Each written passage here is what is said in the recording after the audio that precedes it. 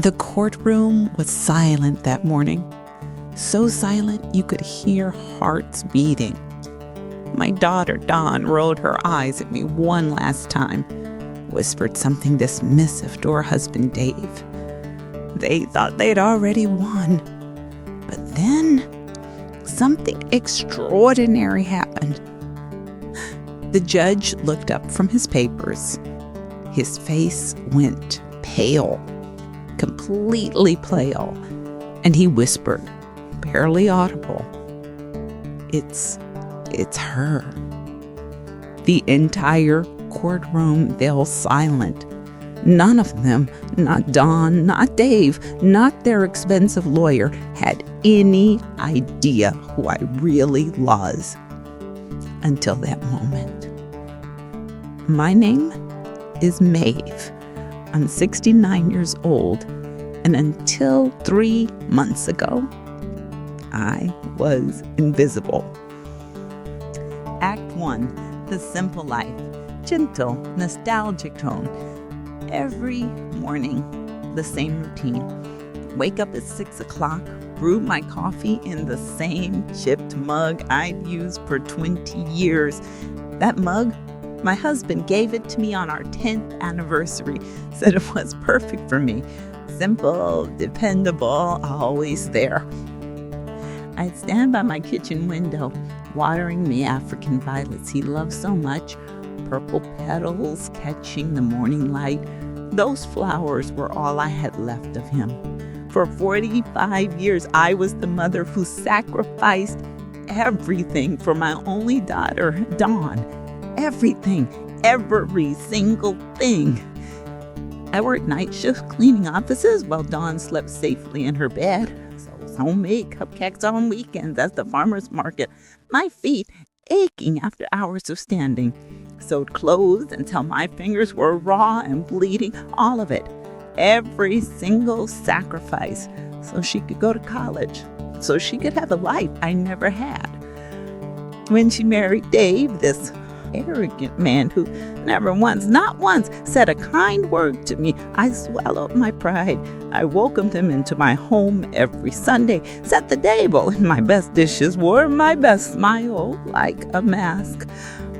I thought after my husband passed away, Dawn and I would grow closer, maybe fill the empty space he left together, mother and daughter, supporting each other through grief.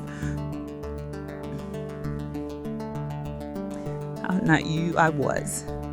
Instead of finding comfort in each other, my daughter began to see me as a burden. Her visits became obligatory, cold. Her phone calls less and less frequent, and her excuses for avoiding me, they grew more and more creative. The gravest humiliation of my life came on a gray Thursday in October. I can still see that day so clearly. The clouds hanging low, the cold seeping through the windows. I had prepared chicken and dumplings, her absolute favorite, the kind that took me 4 hours to make, but always made her smile when she was a little girl. I could still see her at 7 years old, sitting at that same table, graying me on her chin, telling me I was the best cook in the whole world. I put out my best tablecloth, the one with the embroidery I had done when she was a teenager, every stitch a labor of love. I even bought fresh flowers for the centerpiece, bright yellow daisies, Dawn's favorite. When they arrived, Dave walked into my house as if he owned it. Didn't say hello, didn't even look at me, just slumped into my late husband's armchair and turned on the television. Dawn wore a green dress. I had bought her for her myself just 6 months earlier, but her expression was as cold as January ice. Mom, we need to talk. That voice, it didn't sound like my daughter anymore. It sounded like it belonged to a stranger, a cold, calculating stranger. She sat on the edge of the chair like she couldn't wait to escape, like being in my presence was torture. Dave and I had made a decision. She continued. Dave just sat there on the sofa, his eyes glued to the television screen, not even pretending to care. I felt as though the floor had opened up beneath me. "Mom, this house is too big for you. You can't maintain it alone anymore. And we need a bigger place for when we have kids. We found a perfect retirement community for people like you." This was the house where Dawn had taken her first steps, right there, by the coffee table, where we had celebrated every single birthday. 29 candles, 29 years of memories. This was where her father had died, holding my hand, telling me he loved me one last time. Every corner held our most sacred memories. Every photograph on these walls told our story, our family story. But Dawn, this is our home. Our memories are here. Memories are in the heart, not on the walls. The coldness in her voice, it could have frozen the sun itself. Plus, there's a nurse on duty 24/7. You'll be safer. Safer. That word, safer. I had lived in this house for 30 years without a single problem. I knew all of my neighbors by name. I had my routines, my plans, my memory, my life. But to Dawn, none of that mattered. All that mattered was that I get out of her way. The day I least expected it, they arrived with papers, legal documents. Dave walked in like he was the owner, followed by Dawn and a man in an expensive suit who introduced himself as a lawyer. "Mrs. Maeve, we have all the documents prepared for the transfer of the property. We just need your signature." "Transfer?" I asked. My mouth felt dry. I thought you were going to sell the house." Dawn avoided my gaze, wouldn't even look at me. "Well, Dave and I decided to keep it. It's better for the family to hold on to properties." That's when I understood everything. Everything became crystal clear. It wasn't just that they wanted me out. They wanted to take ownership of my house.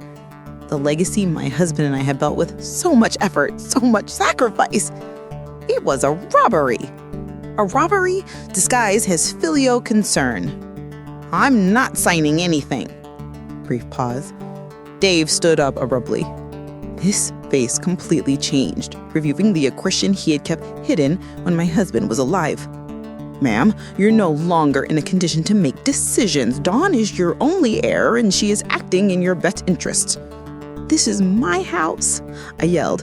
The words came out louder than I expected, surprising even myself. "And I'm not leaving." "Mom, don't make this harder. You know you can't keep living alone. Last week you forgot to turn off the gas stove." It was a lie. A complete, blatant lie. I had never forgotten to turn off the gas. Not once. In 30 years. But Dave smiled. Actually smiled.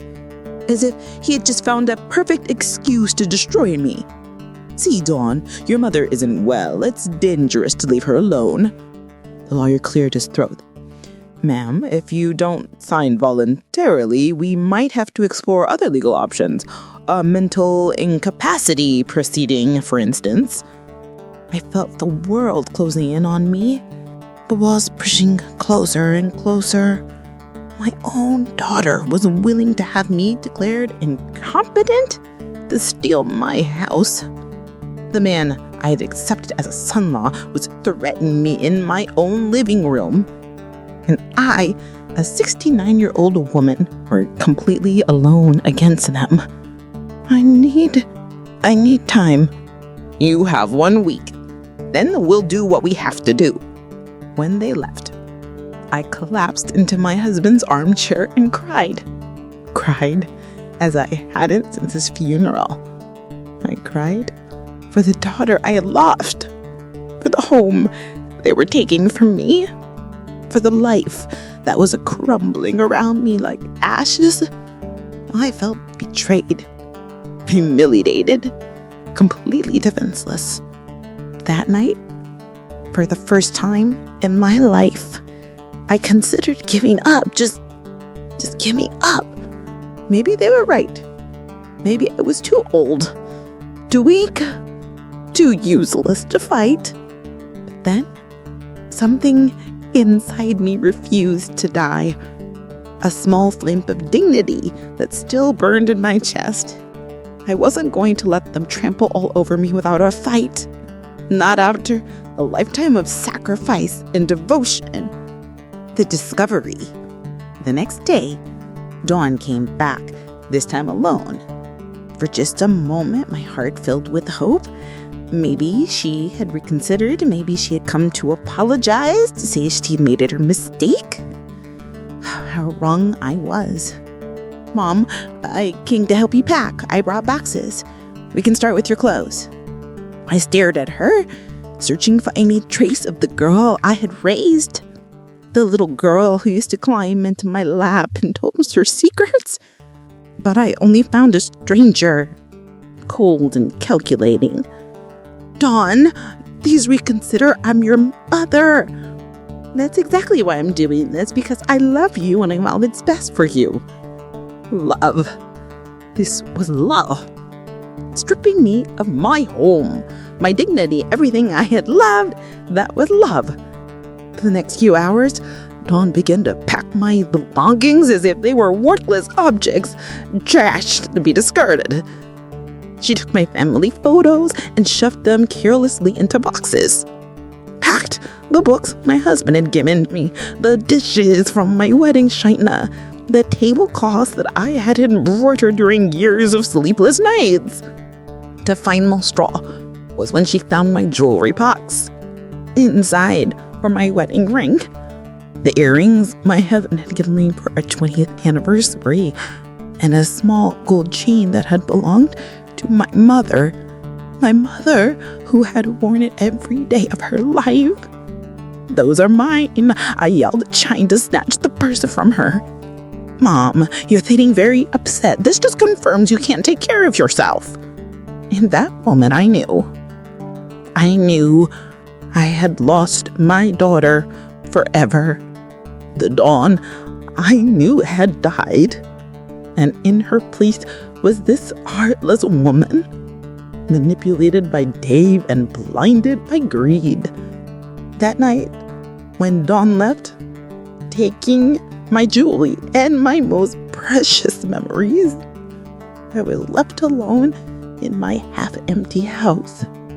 The bare walls reminded me of how little I had left, how easy it had been for them to dismantle a lifetime. Quietly, I couldn't eat. I couldn't sleep. I just sat on the floor of my living room, surrounded by open boxes and scattered memories. Then, something caught my eye. My husband's desk. I hadn't touched it since he died. It felt too painful, too final. But something pulled me toward it that night. In the bottom drawer, buried under old bills and letters, I found a folder, locked, marked with his initials. I searched for the key frantically, found it tucked inside an old book about investments, a book I never seen him read. My hands trembled as I unlocked the folder, and my world changed. Documents. So many documents. A will dated just 6 months before my husband's death. A will I never seen before. My husband hadn't been the modest employee I believed him to be. For decades, he had been quietly investing every extra dime he earned. He bought small properties when prices were low, invested in company stocks, and built something in complete silence. He had built a fortune, an actual fortune, and I was the sole heir to everything. That wasn't all. Oh no, that wasn't all. There was amazement. My husband was the owner of the entire building where Dawn and Dave lived. The apartment they thought they were paying for was ours. Mine. All the tenants in that building had been paid right to us, to me. For 2 years since my husband died, that money had been depositing into an account I had no idea about. There were more surprises. My husband owned shares in the company where Dave worked. Not just minor shares, significant ones enough to influence personnel decisions. Investments in restaurants, small businesses, even a large piece of land on the outskirts of the city that was now worth millions. Everything was there, perfectly organized and legal. My husband had built a silent empire, and I owned its embraces without even knowing it. But what impacted me most was a personal letter, the very bottom of a folder, in my husband's own handwriting. My dearest Maeve, if you are reading this, it means I'm no longer with you, and you have found this treasure I kept for you. Forgive me for not telling you while I was alive, but I wanted it to be a surprise for your golden years. You always worked so hard. You always sacrificed so much for Dawn and me. I wanted to make sure you were never one for anything. I must also confess something. I never completely trusted Dave. There's something about him I don't like. And then there's in the words, That's why I structured everything this way. If Dawn takes care of you and respects you as you did, she will have a comfortable life. But if she ever treats you badly, or tries taken advantage of you, you have all the power to protect yourself. Use this power wisely. Monday morning arrived with light rain tapping against the windows. Dawn and Dave showed up early with the movers, expecting to find me packed and defeated, broken. Instead, they found me sitting calmly in my favorite armchair, sipping tea as if it were any other ordinary day. Mom, what are you doing? The movers are already here. I'm not leaving anymore. Mrs. Maeve, we already talked about this. You don't have a choice. I looked him straight in the eyes for the first time in years. Really looked at him. You're right, Dave. I don't have a choice. But it turns out you don't either. Something in my tone must have alerted them because Dawn came closer with a worried expression. Mom, what are you talking about? I'm talking about the fact that I just discovered something very interesting about my financial situation. But don't worry, you'll understand everything soon. Dave and Dawn looked at me with that expression they reserved for when they thought I was talking nonsense. Crazy old woman. But I was no longer that scared woman from last week. I had a plan, and most importantly, I had the power to execute it. Mom, enough with the games. The movers are waiting. Then they can leave, because they're not moving a single thing from this house. Ma'am, you don't understand the situation. You'll longer have a choice in this matter. On the contrary, Dave, it seems that you don't understand the situation. I slowly got up from my chair and walked to the desk where I had left some of the document. Not all of them, just a few I needed for this conversation. Did you know that your apartment, the one that you've been living in for 3 years, has never been paid to the real owner? What are you talking about? We pay it religiously every month. Yes, but you pay it to a property management company that in turn deposits the money to me because I own the entire building. The silence that followed was deafening, absolute. Dave was the first to react with a nervous laugh. That's impossible. You live on a measly pension. I lived on a pension because I chose to. My husband was much smarter than any of us imagined. I showed them one of the property deeds. Dawn took it with trembling hands, read it once, twice, 3 times. This can't be real. Is this real as the fact that you were throwing me out of my own house to take it for yourselves?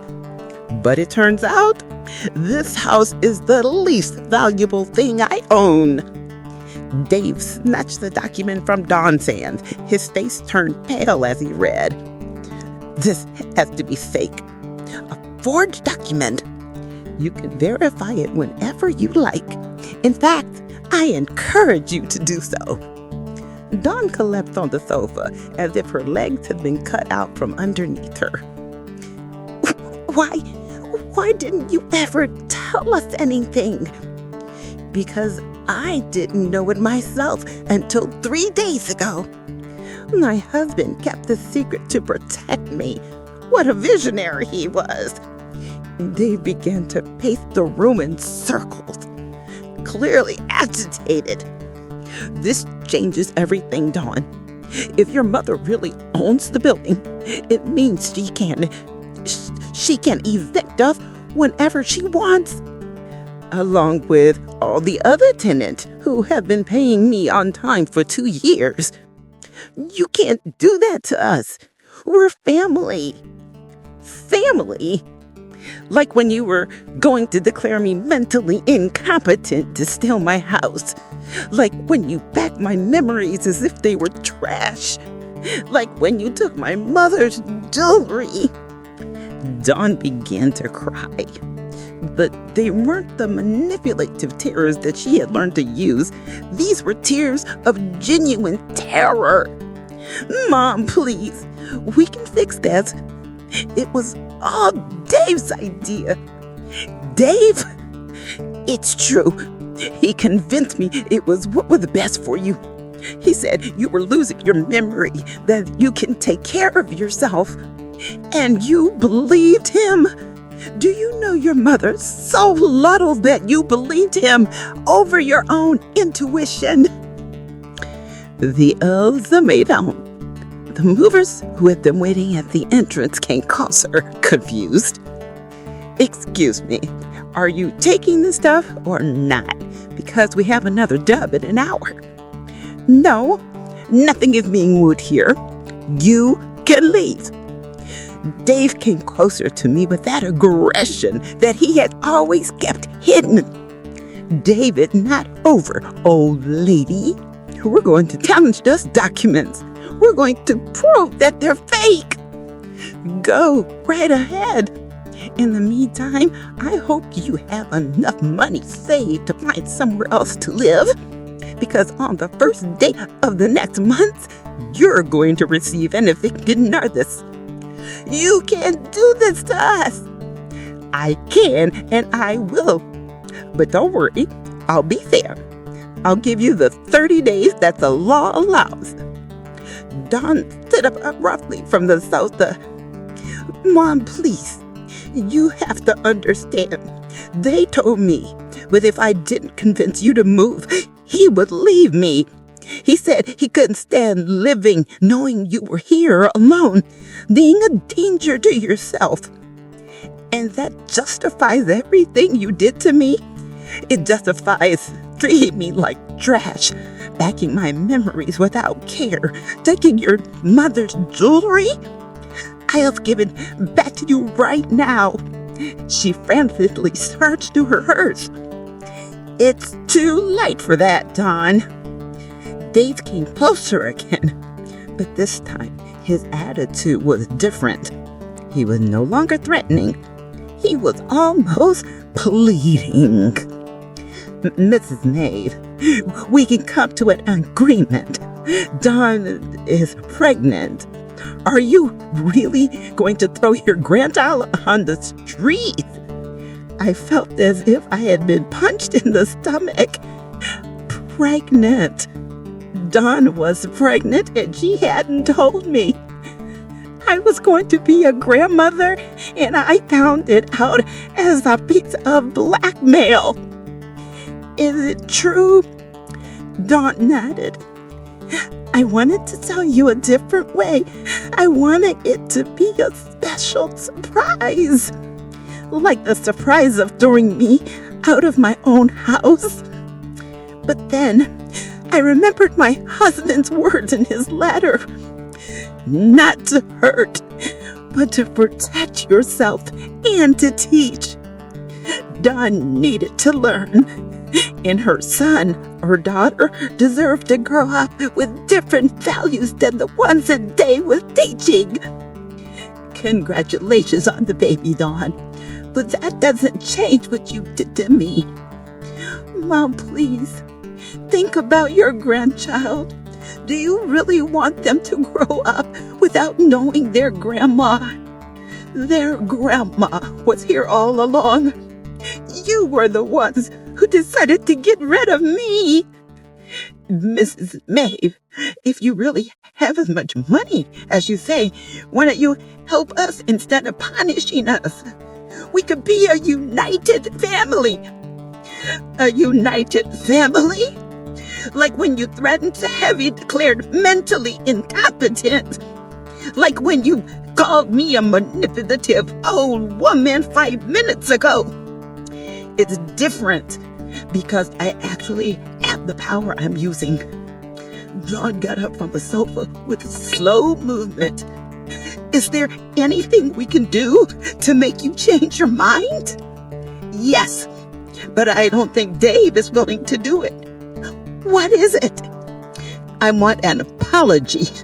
A real sincere apology for every humiliation you put me through. I want you to admit that you treated me like trash. And I want Dave to admit that this was all his idea. I am never going to humiliate myself in front of you. Then get ready to move. Dave, please, she's my mother. We can swallow our pride for our child. No, I won't bow down to this manipulative woman. Manipulation. Interesting. That's what you really think of me, Dave. And then something extraordinary happened. Stop it, Dave. Just stop. She turned to me with tears streaming down her cheeks.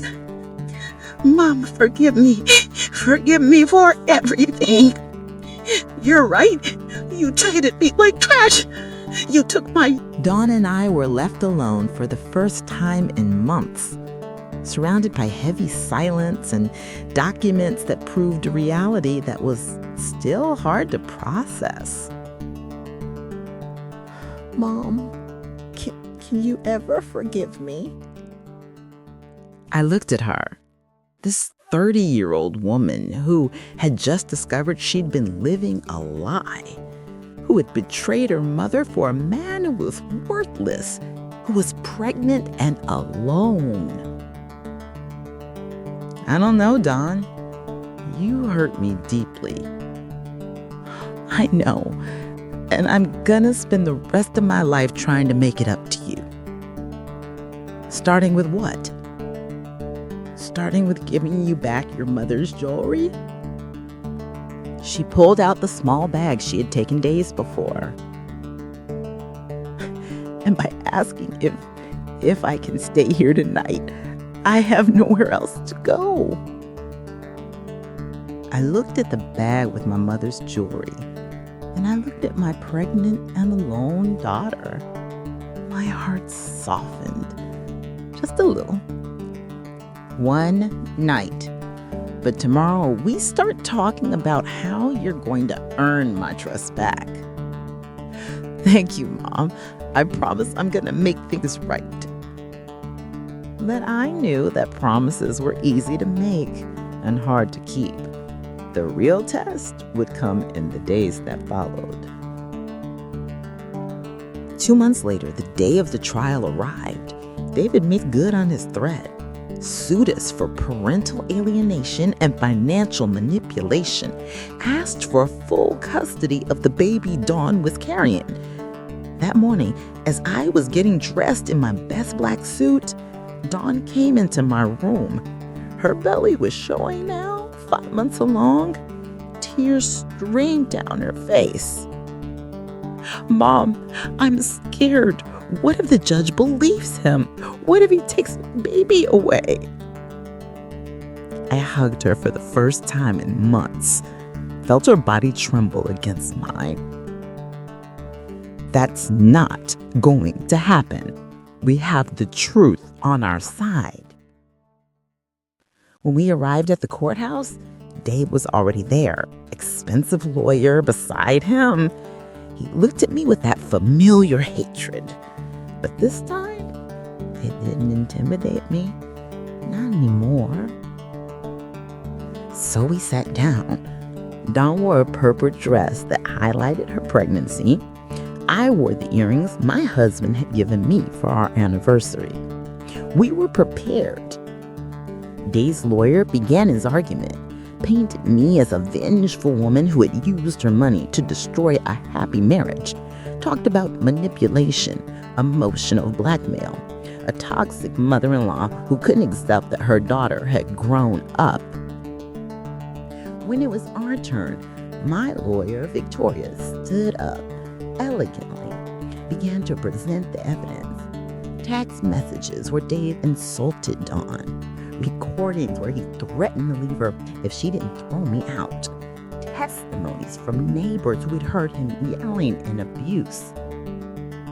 But the decisive moment, the moment that changed everything, came when the judge looked up from his papers and stared directly at me. Mrs. Maeve Williams. Yes, Your Honor. He took off his glasses, studied me carefully. Did you work at the family court 30 years ago? Yes, Your Honor. I was a secretary for Judge Miller. You helped me when I was an intern. You taught me how to organize files. You brought me coffee when I worked late. You were always kind to me when everyone else treated me like I was invisible. The entire courtroom fell silent, absolutely silent. Dawn looked at me in amazement. Dave turned pale, and I felt as if the world had stopped spinning. Your Honor, I am Judge David Morales. Do you remember me? And then I saw it. Under the gray hair, the wrinkles, and the authority, there was the shy young man who had worked in my office decades ago. The boy I had defended when other lawyers made fun of him. To one I had encouraged when he doubted his abilities. David, of course I remember you. The jerk smiled. For a moment, he was that insecure young man again, looking for approval. I never forgot your kindness, Miss Maeve. You told me that one day I would be a great judge, when even I didn't believe it. Dave and his lawyer exchanged panicked glances. They knew they had lost before they even began. Your Honor, I believe this constitutes a conflict of interest. There is no conflict. There is only justice. And after reviewing all the evidence presented, it is clear that Mr. Dave Foster has been the only manipulator in this story. The verdict was resounding. Absolute. Dave lost all his rights to the baby, was prohibited from approaching Dawn and me, had to pay the legal costs, and a settlement for emotional damages. We left the courthouse. Dawn hugged me as she hadn't since she was a child. Mom, how was it possible that the judge knew you? Life goes in circles, honey, and kindness always comes back to you when you least expect it. 6 months later, when my granddaughter Serenity was born, I understood that everything had been worth it. Every tear, every moment of pain, every battle fought. Dawn had regained her essence. She had become the loving mother I always knew she could be. One afternoon, as we were walking the baby in the garden of our house, yes, our house, Dawn asked me a question I had been waiting for. Mom, have you really forgiven me? I looked at her, this woman who had grown so much in such a short time. We had learned to value what was truly important. I forgive you, Dawn. But more importantly, you've learned to forgive yourself. That night, as I prepared tea in my old chipped mug, yes, I still have it, I thought about my husband and his letter. I used the power he left me exactly as he had expected, not to hurt, but to protect and to teach. Dawn had learned that true love isn't based on control, but on respect. And I had learned that it's never too late to stand up for your dignity. Looking out the window at the garden where my granddaughter was playing, I smiled. Some battles are worth fighting. And some victories taste better when they take a long time to arise. In the end, I hadn't needed to yell to be heard. I had only needed to remember who I really was and defend it with the peace of mind of someone who knows they are on the right side of history. 5 years after the trial, my life had taken a turn that I could never have imagined. Little Serenity, now a 4-year-old girl with her mother's lively eyes and my same stubbornness, ran through the garden chasing butterflies. Dawn and I shared Sunday lunch together, just like I used to do with my mother. Grandma Maeve, look what I found, Serenity yelled, running toward me with a yellow flower in her small hands. It's beautiful, my love. Should we put it in the vase with the others? Dawn smiled at me from the kitchen. In these years, she had bloomed in an extraordinary way. She had gone back to school, was now working as an accountant at a small but prosperous firm. And most of all, she had regained that spontaneous laugh I remembered from my childhood. Mom, a letter came for you. She handed me an elegant envelope. It was from the foundation I had established 2 years ago with part of my husband's inheritance, Home and Dignity, a refuge for older women who were suffering from familial abuse or abandonment. What does it say? She asked. They're inviting us to the inauguration of the third house. They're going to house 15 more women. In these years, we had helped more than 50 women rebuild their lives. Some arrived, as I had been, stripped of their dignity by ungrateful children or abusive relatives. Others came alone, without family, but with similar stories of abandonment and mistreatment. That afternoon, we directed David Morales and his wife came